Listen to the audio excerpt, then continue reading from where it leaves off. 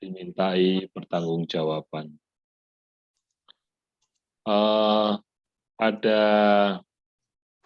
siang hari ini, izinkan saya, Abdul Khalid Ahmad, memaparkan tentang syariat daripada halalan thayyiban atau halal, sebuah produk melalui ketetapan Majelis Ulama Indonesia. Mbak Nanda, ini slide-nya tidak tertib ini. Ini itu Bapak, panjenengan sudah jadi co-host ini saya lihat. Oh ya wes, kalau sudah saya share screen sendiri aja Mbak. Iya, monggo. N aja.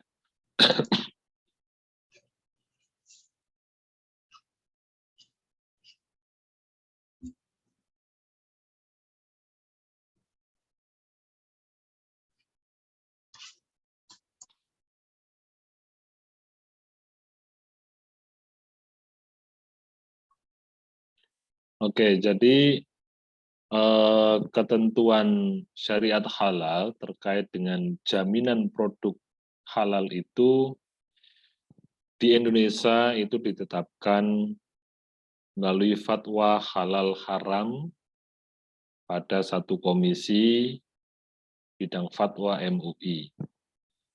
Dalam hal ini pasti karena kita sebagai seorang Muslim dan juga sebagai umat Islam yang telah memiliki sumber daripada hukum yakni Al-Quran dan As-Sunnah, pastilah kedua sumber itu menjadi satu sumber utama untuk kemudian dijadikan satu rujukan ketetapan hukum syariat.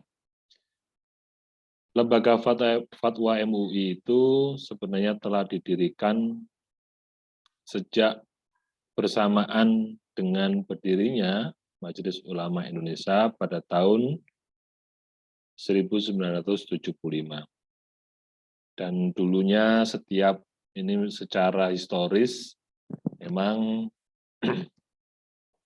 hanya setiap minggu melakukan kegiatan, terkhusus apabila ada permohonan daripada suatu produk yang diminta sertifikasi kehalalannya.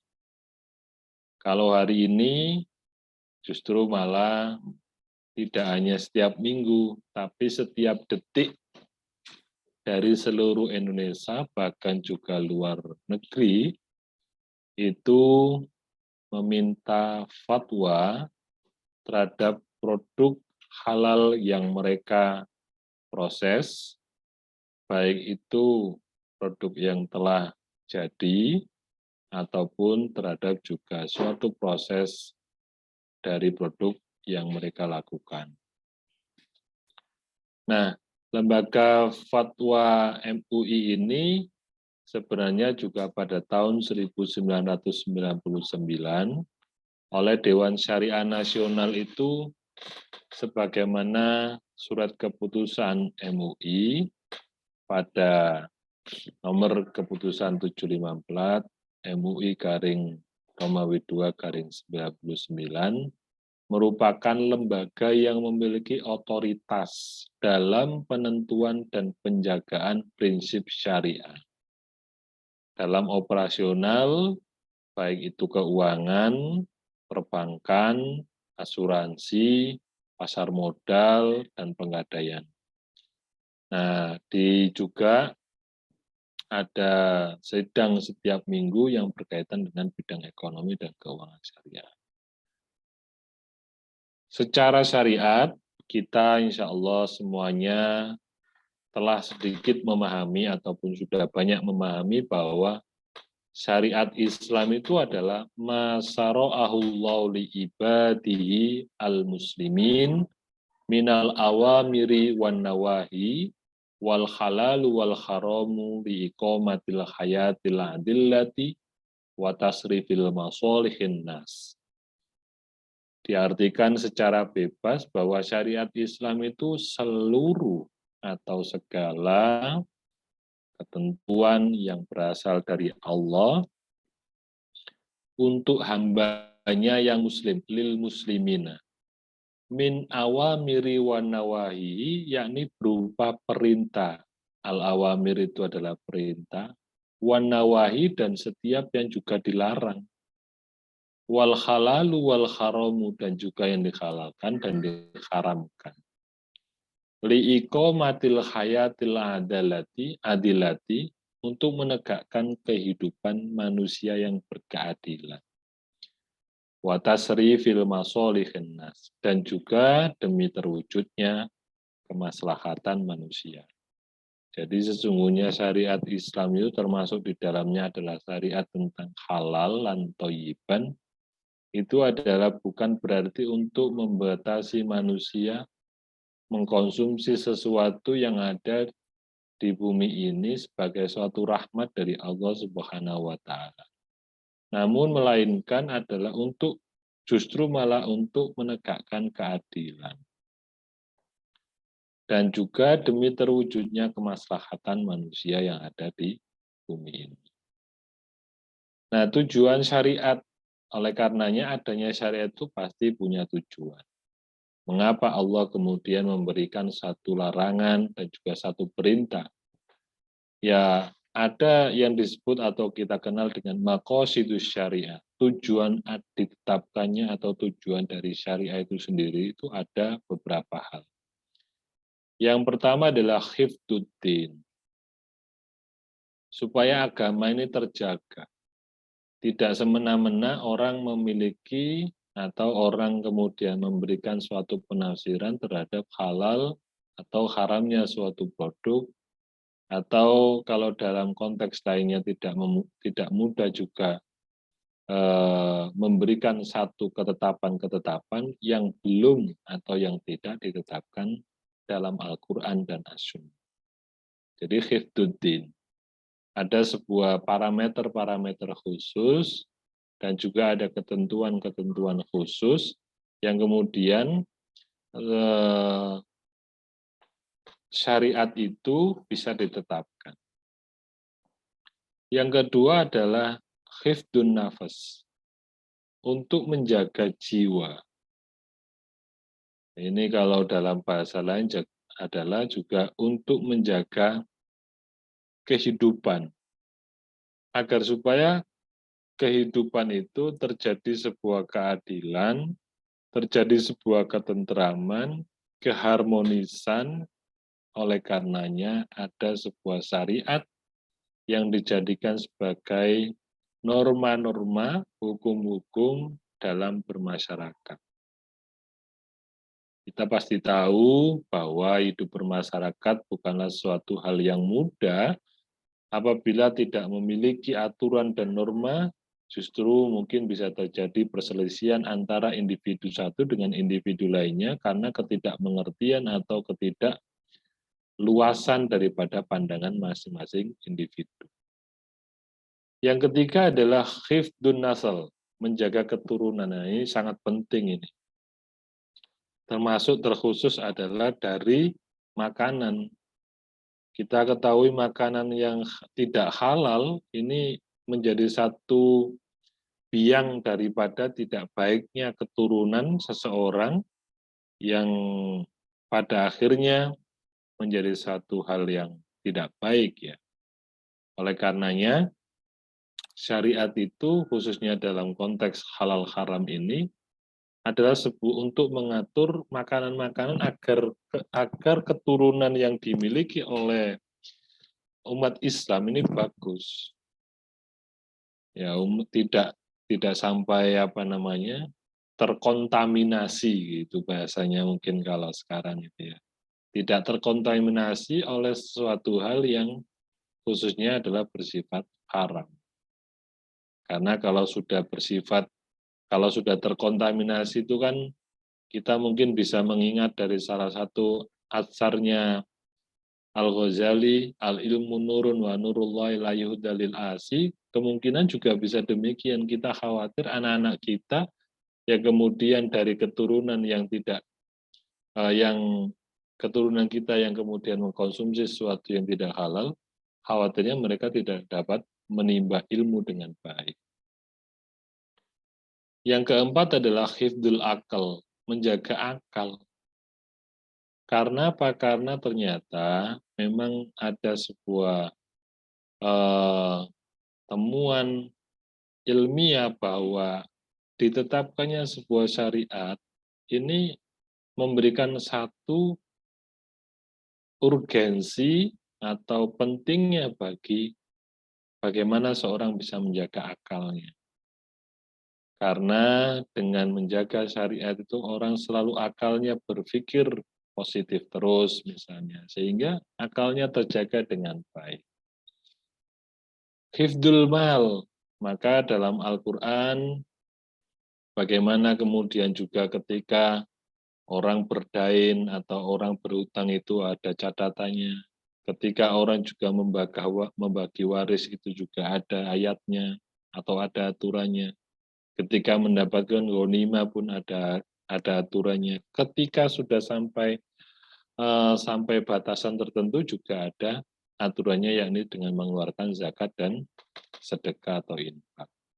Artinya bahwa harta itu dijaga bukan berarti adalah hanya untuk kemudian dikumpulkan, tapi juga orang yang memiliki harta itu dijaga dari kerusakan harta terhadap individu itu, yakni dengan diminta untuk mengeluarkan zakat dan mengeluarkan infaknya.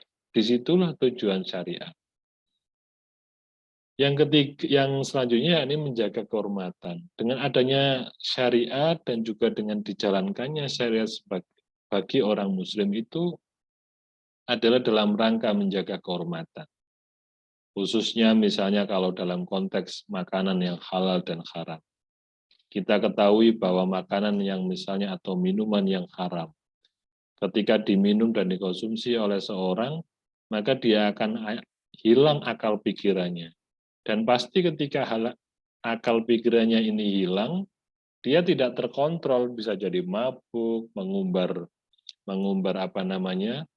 kemaluan, atau bisa jadi banyak hal yang dilakukan yang tidak bersifat manusiawi. Dan akan dipastikan kehormatannya akan hilang, kewibawaannya, dan juga banyak hal ya. Maka sesungguhnya dilarangnya suatu makanan yang memabukkan itu dalam rangka sebagai syariatnya adalah menjaga kehormatan manusia itu sendiri. Bukan kemudian justru malah mengekang, tapi adalah menjaga kehormatan. Hifdzul aradi. Jadi menjaga kehormatan manusia agar tetap terjaga di antara manusia lainnya. Nah, ini dalam konteks halalan dan haram ini penting. Nah, bagaimana hukum itu? Bahwa hukum itu memang ada dua, yakni ada taklifi dan ada wudi'i. Ada defining law, ada juga declaratory law. Jadi ada dua hukum. Hukum yang pertama taklifi itu adalah sebagaimana yang kita kenal dengan 5 hukum, hukum yang sudah kita banyak kenal, yakni ada hukum wajib, ada hukum sunnah, ada hukum mubah, ada hukum makruh, dan ada hukum haram. Suatu yang wajib sudah jelas adalah sebagai perintah dari Al-Quran dan juga yang ada di hadis Nabi Muhammad. Yang sunnah adalah suatu hal, baik itu makanan ataupun perilaku ataupun ketetapan yang telah dicontohkan oleh Rasulullah SAW. Yang mubah ini yang nanti ada salah satu hadis yang menyebabkan bahwa segala sesuatu itu masih mubah sebelum ada ketentuan wajib dan haramnya. Dan ada yang makruh dan ada juga yang haram. Nah, bagaimana dengan hukum wad'i? Hukum wad'i itu adalah hukum yang dikarenakan ada sebuah sebab yang menyertainya. Nah, jadi ada sebuah sebab yang menyertainya, misalnya hukum bagaimana memakan suatu barang haram ketika berada di hamparan hutan yang kemudian tidak menemukan makanan yang halal. Nah, ini sebuah sebab ini. Terus juga ada sebuah sebab bagaimana ketika makanan ternyata kok juga tidak mendapati makanan pada suatu daerah yang di mana daerah tersebut tidak ada satupun makanan yang halal gitu misalnya. Kira-kira seperti apa? Nah, ini adalah sebab-sebab yang kemudian munculnya sebuah hukum. Ada yang kedua adalah karena sebuah syarat. Ya, syaratnya pasti misalnya hukum tentang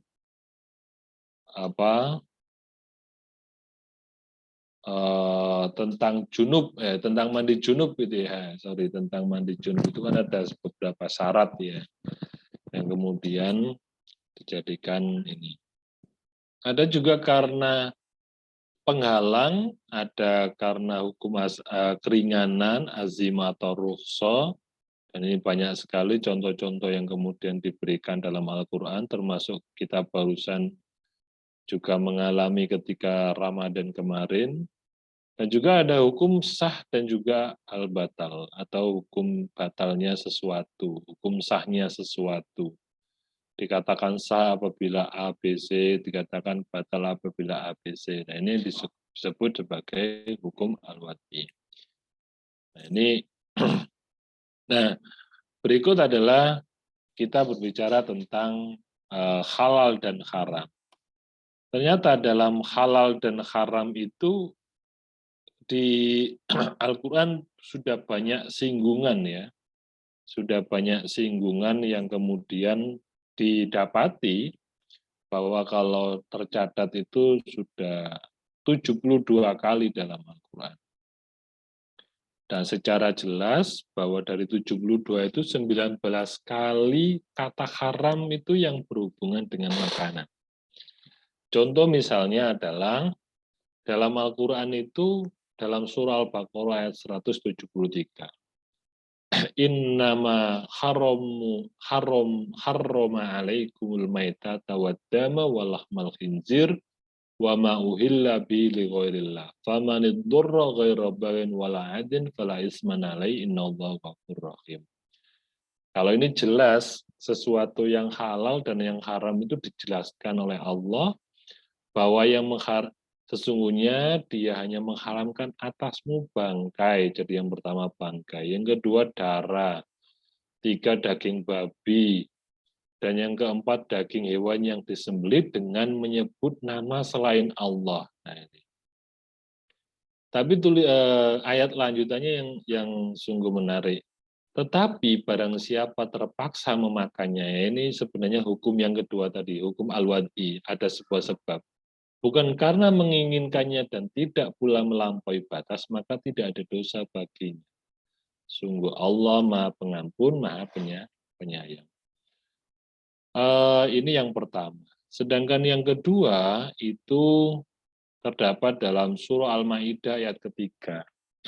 Dalam surah Al-Maidah ayat ketiga ini jelas juga dikatakan bahwa hurrimat alaikumul maitata waddama walahmal khinzir. Jadi sudah ada dua ayat yang menyatakan bahwa al-mait atau suatu yang bangkai sudah mati, waddam dan juga darah, walahmul khinzir dan juga daging babi, wa ma'uhilla li ghairillah dan juga suatu yang tidak dipotong karena atau atas nama Allah, wal munkhaniqatu yang tercekik ya, munkhaniqatu wal mauqudatu yang dipukul. Nah, ini kira-kira ayam-ayam sekarang itu ya, dulu kan pernah viral itu ya. Ayam-ayam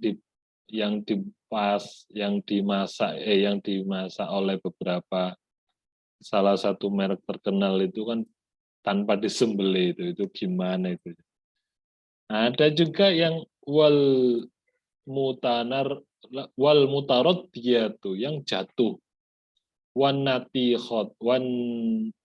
natikhatu wan natihatu yang ada tanduknya, yang bertanduk, wa ma akalas sabu dan yang diterkam binatang buas, illa madakaitum kecuali yang sempat kamu sembelih.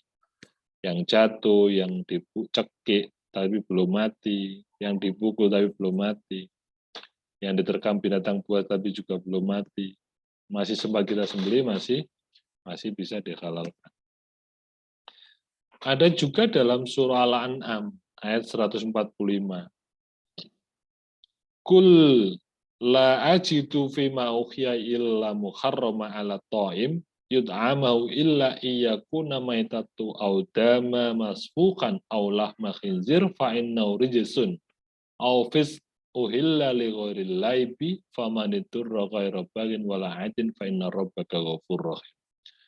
Katakanlah, tidak kudapati di dalam apa yang diwahyukan kepadaku, kata Nabi Muhammad, sesuatu yang diharamkan memakannya bagi yang ingin memakannya, kecuali daging hewan yang mati, satu. Ini sudah ketiga kalinya. Darah yang mengalir, terus daging babi, karena semuanya itu kotor, atau hewan yang disembelih bukan karena Allah. Tetapi barang siapa terpaksa bukan karena menginginkan dan tidak melebihi batas, maka sungguh Tuhanmu Maha Pengampun, Maha Penyayang. Ditegaskan juga dalam surah An-Nahl ayat 115, Innama harrama alaikumul maitatu waddam walahmul khinzir wa ma uhilla li ghairillahi bi faman iturra ghaira baghin wala 'adin fa innallaha ghafurur rahim.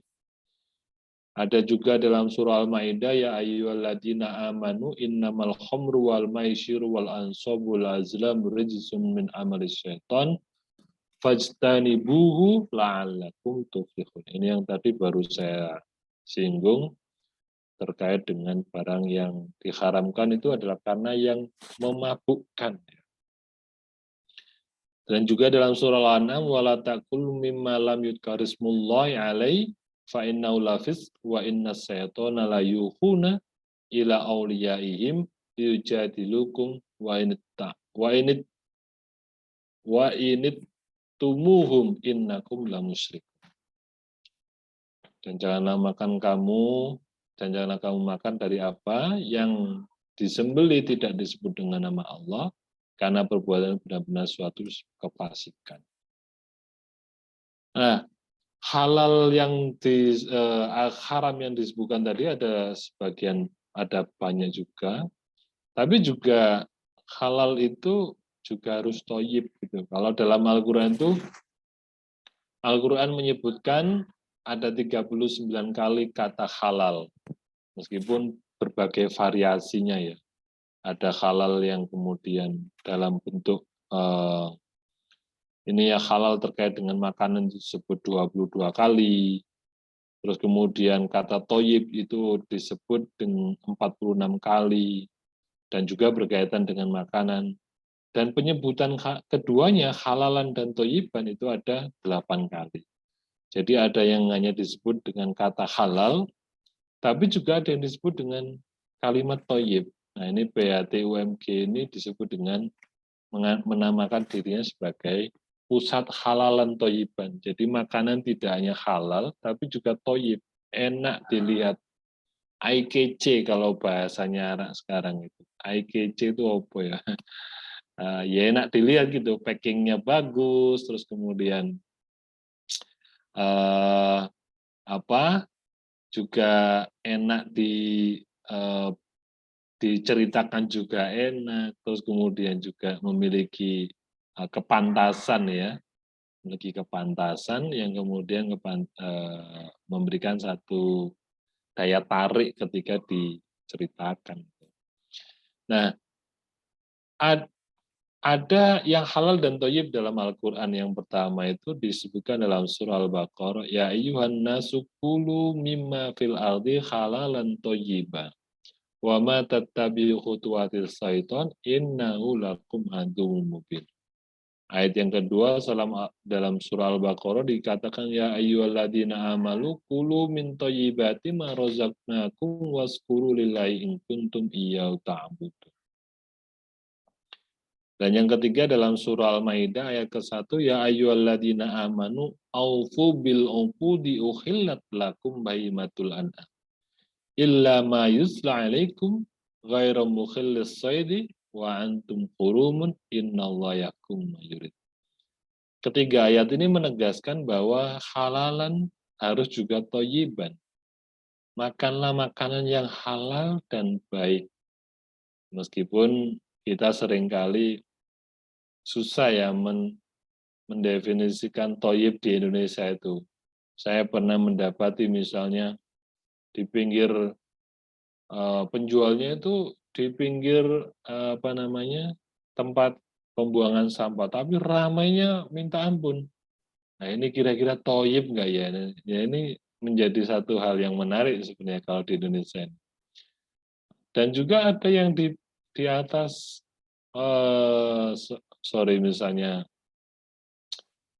di tempat yang tidak tepat misalnya, tapi ramai juga. Nah ini kira-kira gimana ini? Halal, benar halal misalnya, kan mungkin karena kita ketahui penjualnya dan lain sebagainya. Tapi apakah itu termasuk thayyib? Nah ini yang juga penting ini. Ternyata halal itu juga dalam Al-Quran juga harus disertai dengan thayyibnya. Jadi tidak hanya cukup halal, tapi juga harus thayyib, enak dilihat, enak dipandang. Dan kalau kita terjemahkan di era sekarang itu, orang membeli suatu barang itu tidak hanya karena rasanya, tapi juga karena enak dilihatnya. Misalnya untuk untuk buat tangan atau untuk apa itu kan sebagai bagian dari implikasi pemaknaan terhadap surah Al-Baqarah ini dan juga surah Al-Maidah ini. Jadi harus thayyiban, enak dilihat. Sehingga orang kemudian tertarik bukan hanya karena rasanya tapi juga karena tempatnya. Sekarang tempat-tempat ngopi saja sudah luar biasa itu memberikan tempat yang thayyib sekali ya. Nah, yang apalagi kalau sudah berbicara terkait dengan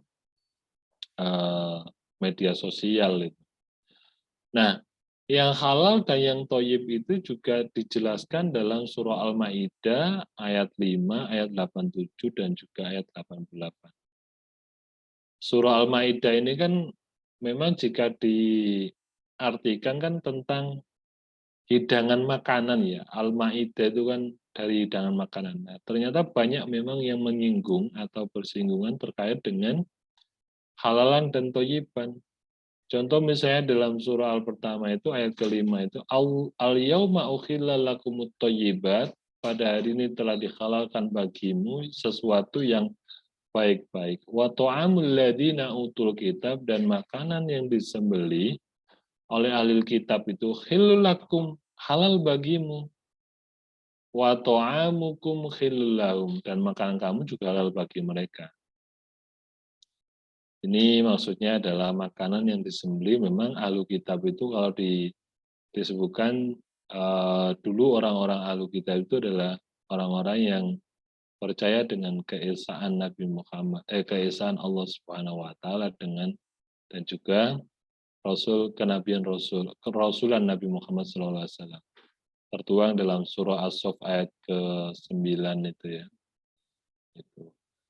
Terus juga ada Al-Maidah ayat ke-87, ya ayyuhalladzina amanu la tuharrimut thayyibati ma halallahu lakum wa la ta'tadu innallaha la yuhibbul mu'tadin.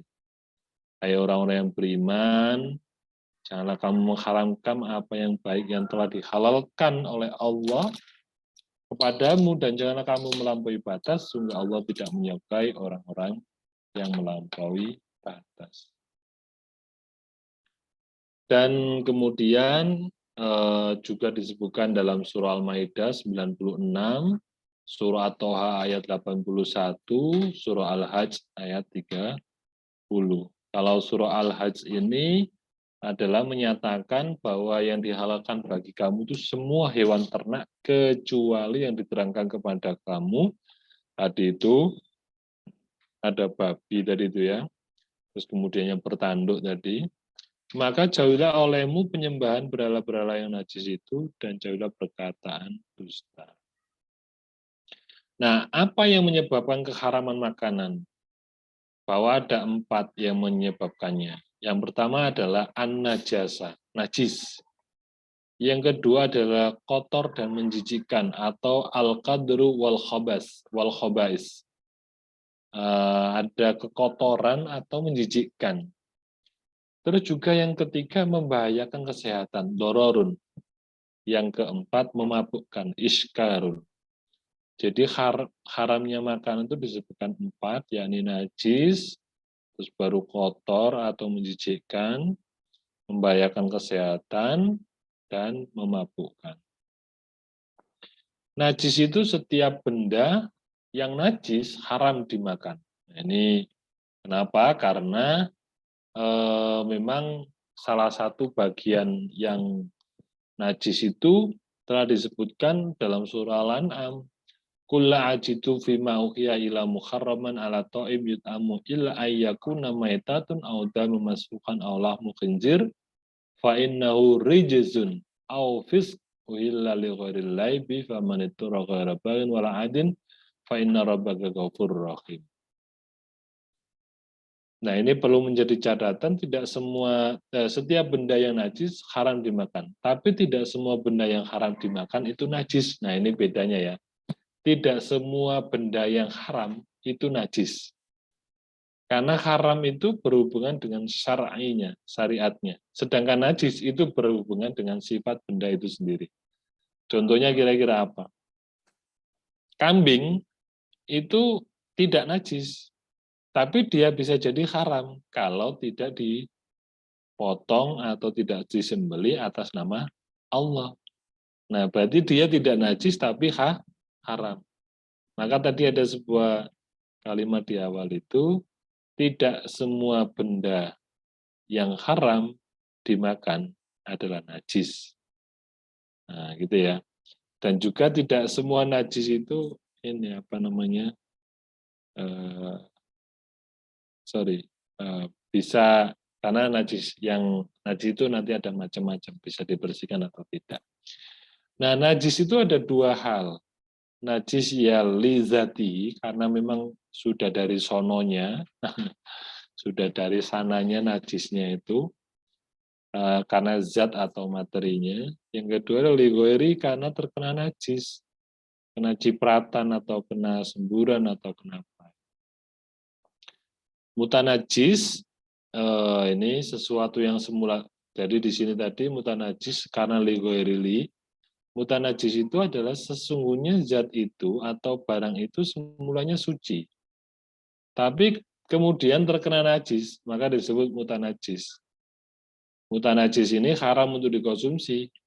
Mutanajis bisa dikonsumsi apabila najisnya sudah dihilangkan dengan cara disesuaikan dengan ketentuan syariat. Kalau misalnya najisnya itu hanya mukafa'ah ringan, ya cukup dicuci dengan air sudah cukup baru bisa dimakan. Tapi kalau meskipun juga ada mutawasito itu juga atau sedang juga hanya dicuci dengan air atau mungkin ditambah dengan deterjen dan lain sebagainya. Tapi kalau berat mughalladah itu yang kemudian harus dicuci dengan 7 kali berserta diakhiri dengan cucian debu ya atau pasir. Tapi juga ada mutanajis yang dimaf'u. Ini maf'u ini ya. Dimaf'u itu dimaafkan. Seperti apa nanti ada itunya, ada penjelasannya. Nah, najis yang mukafa'ah itu atau yang najis yang paling ringan itu contohnya adalah air kencing bayi laki-laki yang belum berusia 2 tahun. Ini dikatakan paling ringan karena mudah membersihkannya. Contohnya ya disiram dibasuh dengan apa namanya beberapa air gitu sedikit gitu ya wis cukup lah. Nah untuk mempercikkan ini ya mempercikkan air itu sudah hilang itu sudah hilang. Misalnya kalau kalau ternyata kok mendapati bekas, ya mungkin ditambah dengan dicuci, dikucek ya kalau orang Jawa ya, dikucek sedikit gitu. Nah, ada najis yang sedang.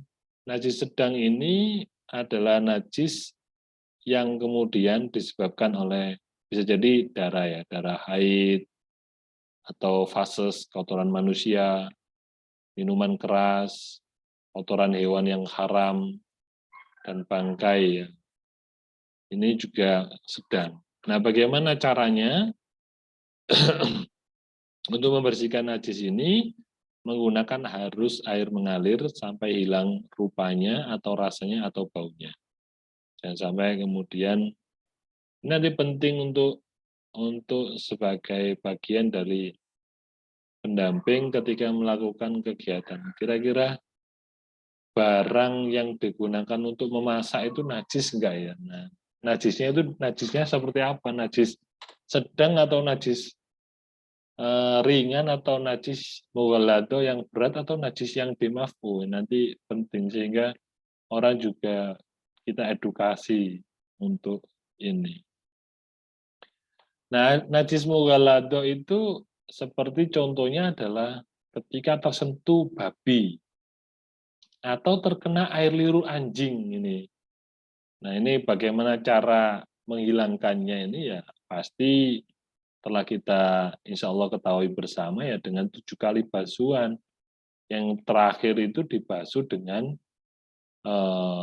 sampai benar-benar hilang, dan diakhiri dengan menggunakan debu atau pasir ya, atau tanah itu. Ini supaya hilang daripada itunya. Nah, ini ada keterangan yang memang pencampuran air dengan debu ini bisa dilakukan dengan 3 cara. Yang pertama adalah mencampur air dan debu atau tanah secara bebarengan. Itu ada salah satu memang yang menggunakan teknik ini supaya 7 kali tadi itu langsung bercampur dengan tanah atau debu. Tapi ada juga cara yang kedua, meletakkan debu atau tanah di tempat yang terkena najis. Nah, hanya sebagian yang terkena najis tadi itu yang ditempeli tanah. Ada yang ketiga adalah memberi air terlebih dahulu di tempat yang terkena najis, lalu memberinya debu. Atau mencampur keduanya baru kemudian dibasuh sampai najisnya hilang. Jadi ada 3 cara. Ada yang terakhir adalah najis yang maf'u. Selain 3 jenis yang disebutkan tadi itu ada najis yang maf'u. Contohnya seperti apa? Nah, ini ada najis yang yang tidak sengaja menyentuh bangkai binatang yang tidak mengeluarkan darah mengalir. Nah, atau juga keluarnya darah atau nanah dari kulit yang dalam jumlah sedikit, misalnya komedo. Komedo itu bukan itu ya. Jerawat. Nah, jerawat itu kan sedikit banget itu kan ya. Jerawat itu kan keluar sedikit sedikit nanah atau apa itu ya, atau ya kotoran ya, atau juga termasuk ketika terkena asap dari pembakaran daging babi atau anjing. Nah, ini juga masih dimaafkan. Kita tidak perlu mencucinya, namun yang menjadi catatan apabila kita merasa ragu, maka kita wajib membasuhnya dengan air atau berwudu. Kalau kita merasa ragu, waduh tadi saya melihat ya menyentuh ini ya. Nah, kalau memang ragu ya lebih baik dibasuh atau wudu kembali. Yang kedua, bahwa tadi itu kan yang pertama tadi adalah karena najis ya, karena najis ini. Yang kedua adalah karena kotor. Nah, karena kotor ini adalah bahwa setiap yang kotor, al-qadr, dan menjijikkan, itu haram untuk dimakan. Sebagaimana dalam surah Al-Maidah ayat keempat, yas'alunaka madza uhilla lahum qul uhilla lakumut thayyibat. Mereka bertanya kepadamu ya Muhammad, apakah yang dihalalkan bagi mereka? Katakanlah yang dihalalkan bagimu adalah makanan yang baik. Nah, berarti di sini ada sebuah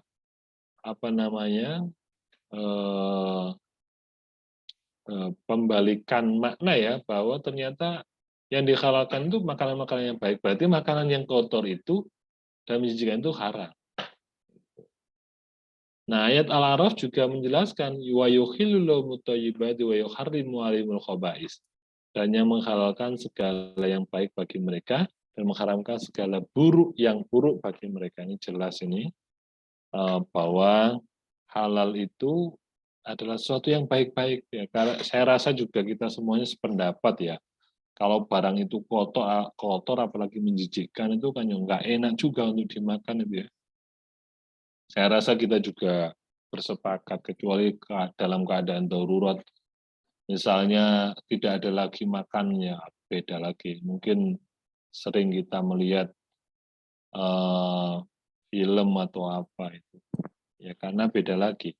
Tapi kalau dalam keadaan normal, dalam keadaan yang tidak ada kendala apapun, saya pikir ini suatu hal yang sudah menjadi ini ya. Nah, sebuah keharaman juga apabila terdapat hal yang membahayakan kesehatan, ad-darar. Dalam surah An-Nisa ayat ke-29 dikatakan, wala taqtulu anfusakum innallaha kana bikum rahima. Dan janganlah kamu membunuh dirimu, sungguh Allah Maha Penyayang kepadamu. Di sini jelas wala taqtulu anfusakum. Jangan kamu membunuh dirimu.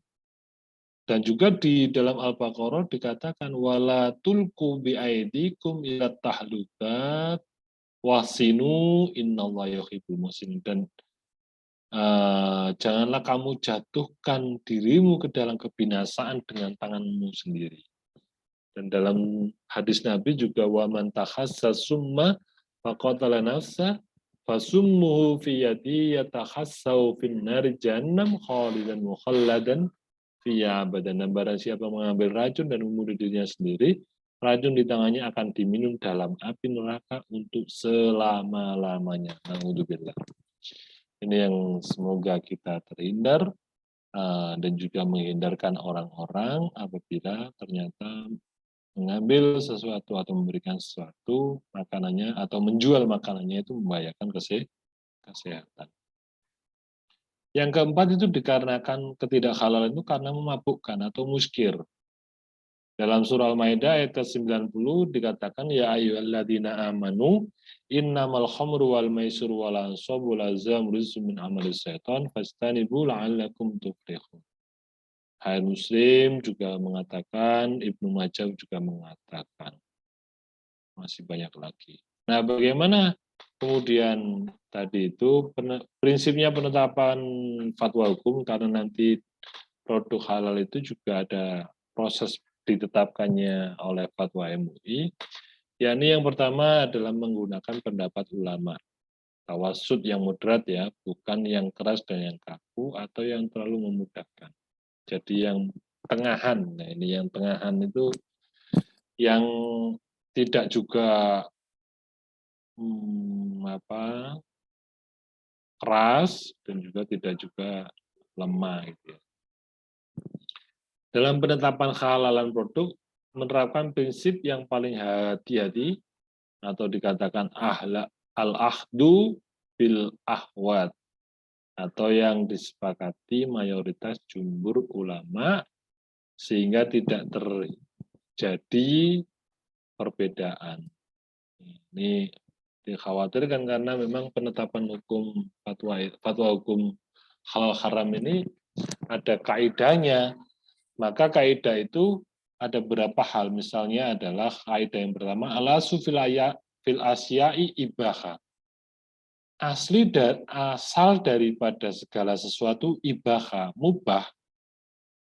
Belum juga haram, belum juga halal. Jadi segala sesuatu itu aslinya itu mubah kecuali mahram wa mahalla, kecuali yang telah dihalalkan dan diharamkan oleh Allah Subhanahu wa taala. Itu jelas. At-takhlilu wa tahrimu haqqallahi wahda. Karena apa? Karena kaidah yang kedua itu sesungguhnya tahlil wa tahrim untuk menghalalkan dan mengharamkan itu hanya haknya Allah. hak prerogatifnya Allah semata. Dan ada yang ketiga, tahrimul halali wa tahlilul haramiyat tabiul khabais wa daror. Ada yang keempat, fil halali ma yugni anil haram. Ada yang kelima, ma'ada ilal harami faya haram. Apabila ada sesuatu yang cenderung kepada haram, maka dia haram. Kalau yang keempat, fil halali ma yugni anil haram. Nah, yang selanjutnya juga ada masih banyak ya kaidah-kaidah ini. Nah, ini fatwa MUI terkait dengan produk makanan dan minuman. Nanti bisa dilihat pada fatwa MUI nomor 10 tahun 2018 tentang produk makanan dan minuman yang mengandung alkohol atau etanol. Hukumnya boleh atau tidak. Nah, ketentuan hukumnya ini juga ada ketentuan terkait dengan produk minuman yang mengandung alkohol. Ada fatwa MUI tahun 2018 nomor 11, terus juga ada nomor 40, dan terima kasih, itu yang kemudian bisa saya sampaikan. Semoga bisa memberikan pengantar bagaimana kemudian kehalalan suatu produk itu juga penting bagi kita sebagai umat Islam karena ada beberapa hal yang harus kita jaga tadi. Salah satunya adalah hifdun din, hifdun nafas, hifdun nasl, dan juga menjaga keturunan, hifdun nasl. Itu Mbak Nanda yang bisa saya presentasikan. Kalau memang ada ruang tanya jawab, yang mungkin bisa kita bertanya jawab gitu Mbak Nanda ya. Baik, terima kasih Pak Khalid. Terima kasih banyak atas materinya. Selanjutnya kita akan lanjut pada acara selanjutnya, yaitu sesi tanya jawab. Bapak dan Ibu silakan menanyakan terkait materi yang disampaikan oleh Bapak Khalid. Barangkali ada yang ingin diketahui lebih dalam lagi terkait kehalalan sebuah produk. Monggo.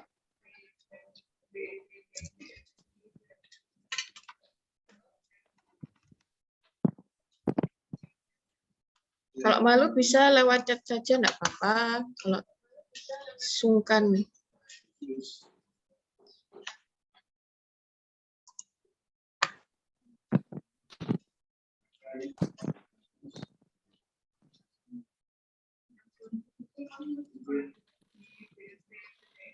Oke, kalau nggak ada, nggak apa.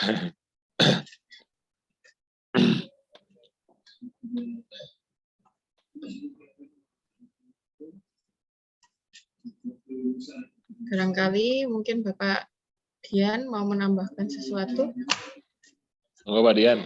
Ya, Pak Dian ini salah satu dari trainer. Iya. Halalan Thayyiban juga. Cukup Mbak Nanda, luar biasa ilmunya. Luar biasa. Baik. Kalau nggak ada itu ada sesi post test itu Mbak Nanda, mungkin nanti linknya akan disampaikan Mbak Nanda. Baik. Untuk sesi post test linknya akan disampaikan yang tadi ya Pak ya. Ya, jadi Bapak Ibu untuk diketahui bahwa setiap materi itu ada post testnya, kurang lebih berapa itu. Dan nanti itu saat dimulai oleh Pak Nur Cahyadi, ini Pak Nur Cahyadi kemudian belum muncul ini karena mungkin beliau ada ini, beliau nguji kayaknya, nguji itu mungkin. Itu melalui quizzes.com nanti akan diberikan. Ada di Pak Yadi ya Pak? Ya, coba Mbak Nanda bisa tanya kepada beliau supaya dikasih.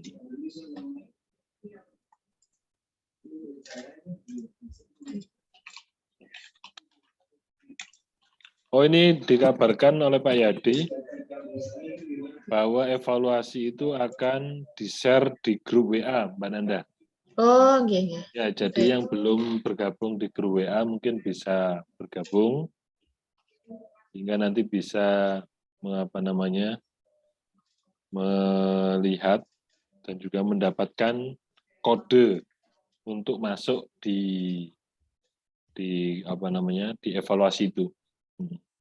Sesuai dengan jadwal ya Pak ya nanti itu Sesuai dengan share-nya. jadwal. Ya, mungkin habis ini Mbak Nanda. Jam Ya, berapa? Jam 2 mungkin. baik. Untuk materi Bapak Khalid dan materi Bapak Aris hari ini, saya juga akan share ke grup peserta PHT, nggih. Iya, betul. Barangkali Bapak dan Ibu yang belum join di grup PHT bisa segera join. Baik peserta maupun pendamping bisa langsung join.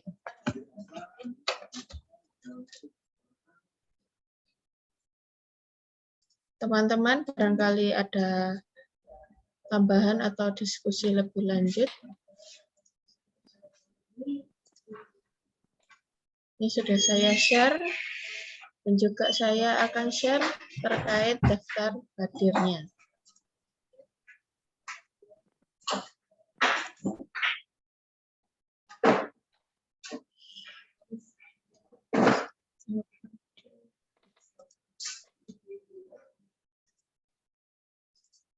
Monggo bisa melakukan absensi terlebih dahulu. Di-share di mana Mbak Nanda? Absensinya saya share di grup PHT.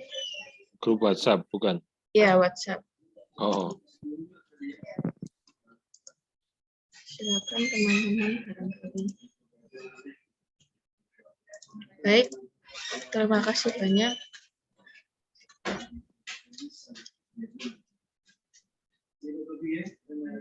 Sampun Mbak Nanda, mungkin karena tidak ada pertanyaan.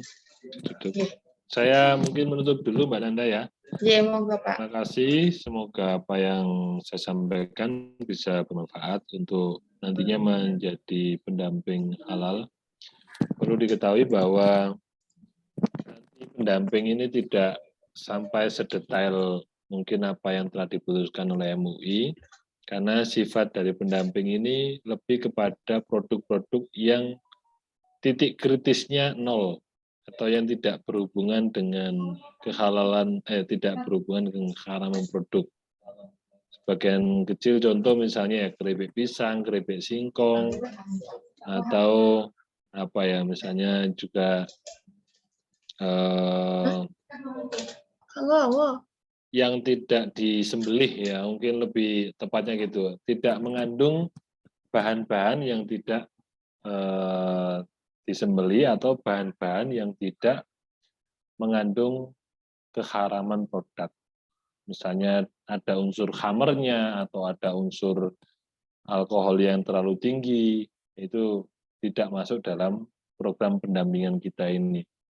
Yang masuk dalam program pendampingan itu adalah suatu produk yang memang sangat nol titik kritis atau tidak ada titik kritis daripada keharaman produk itu. Demikian, semoga bermanfaat. Bisa tanya, Pak? Oh iya, Pak Roni. Sebelum saya tutup. Ini mau saya tutup. Pak, agak bingung kalau di masyarakat itu ada yang tanya, kalau yang self declare sama yang ini itu bedanya di mana? Oh iya. Nah. Jadi sama Pak. Sebenarnya ini adalah program self declare, yakni tapi self declare yang didampingi oleh pendamping. Karena apa? Karena kalau ada memang pelaku usaha yang sudah melakukan self declare tanpa pendampingan juga boleh. Tapi sekarang itu mereka harus menunjuk lembaga, Pak, lembaga pendamping. Nah, di Gresik ini termasuk juga Lamongan yang alhamdulillah sudah aktif itu PHT UMG. Nah, Pak Roni nanti ketika lulus itu menjadi pendamping PHT UMG yang bisa melakukan pendampingan self-declare bagi UMK yang ada di wilayah Pak Roni. Nanti karena mereka itu harus memilih PHT apa, terus siapa pendampingnya gitu. Gitu Pak Roni. Terus bedanya dengan yang ada beda lagi itu reguler Pak Roni. Reguler itu adalah dengan nilai nominal 1 miliar ke atas di di pembiayaan atau dalam hal aset ya, aset pendapatan mereka. Kalau self declare itu 500 juta ke bawah. Itu bisa melakukan pengajuan sertifikat self declare ini. Itu Pak Roni yang bisa saya tambahkan terhadap pertanyaan yang disampaikan. Misalnya kirain kan yang self declare itu yakin bahwa produknya halal, dia declare sendiri. Terus yang saya kirain gitu kan, tahu umumnya halal self declare sendiri ya. Terus yang kedua lewat LPM, yang LPM ini baru nanti dikeluarkan bahwa ini ada auditnya, istilahnya auditnya. Kita kirain gitu. Ya.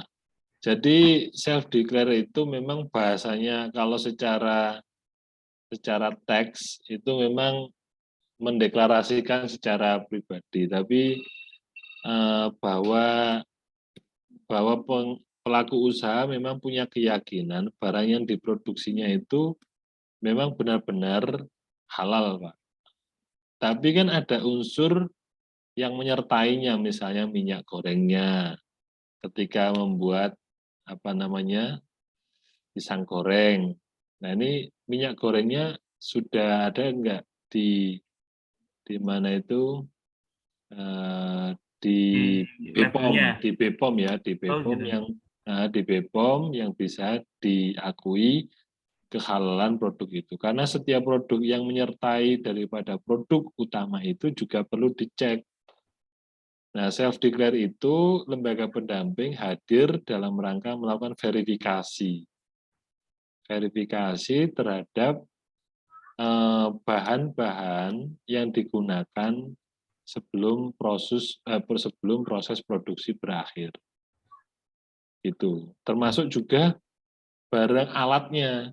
Nah, alatnya jangan-jangan dalam tanda kutip, mohon maaf, misalnya meletakkannya tidak sesuai dengan ketoyipan misalnya. Tidak melalui ketoyipan itu contoh misalnya banyak debu, terus kemudian bercampur dengan kandang, ayam misalnya proses produksinya. Nah ini kan juga menjadi mengkhawatirkan Pak Roni ya. Ada misalnya contoh produk susu kedelai misalnya. Susu kedelainya betul halal, tapi bagaimana proses produksinya yang kemudian ketika dia mengakui bahwa produk itu halal, kan kita lihat proses produksinya.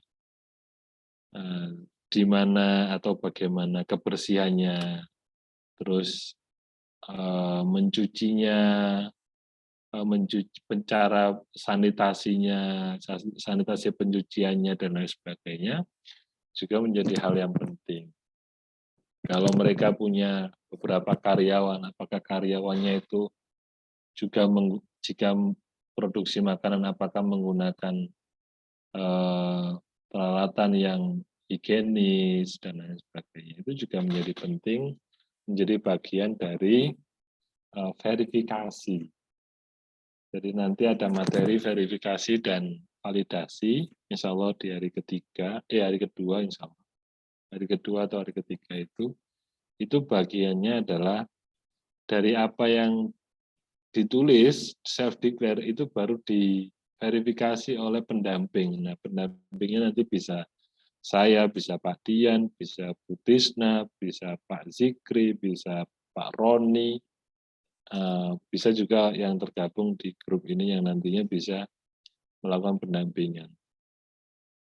Gitu Pak Roni atas pertanyaan yang disampaikan. Terima kasih, Pak. Nggih. Baik, terima kasih pemaparannya Bapak Khalid dan pertanyaannya Bapak Roni. Ada lagi, barangkali teman-teman mau mendiskusikan sesuatu sebelum saya tutup acara hari ini.